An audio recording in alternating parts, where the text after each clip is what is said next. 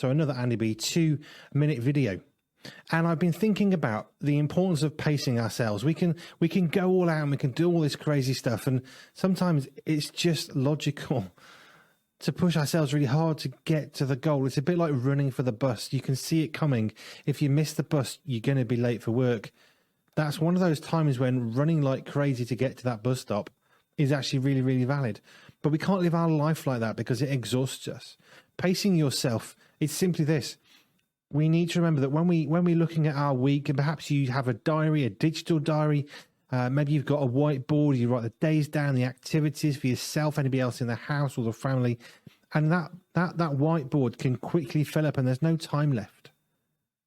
All of a sudden, we're rushing from one thing to the next and we're exhausted and not really doing a very good job at anything. Pace yourself means you need to leave gaps. It's really important. In the week, God set it up that there's a gap.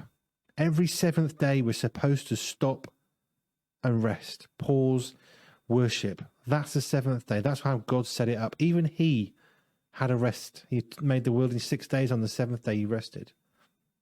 When you look at the 4 seasons in the world, and it's a cycle.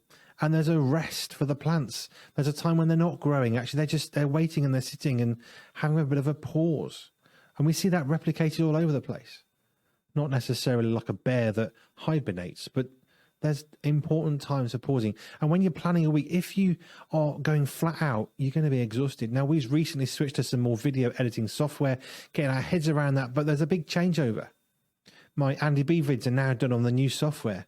And hopefully right now we'll be changing over our 60-second weekly video. And then next week, maybe we'll start with endurance and switch that across, because we need to pace ourselves, because if we do everything at the same time, it's going to be really hard work and there's still stuff to do. So it's important to pace ourselves as Christians. It's important to pace ourselves when change comes in particular. And it's important to make sure that we're leaving gaps so that we can actually do things at a sensible rate, so we can really make a healthy go of whatever it is we're trying to change or that God's asking us to change. Pace yourself. Just a thought.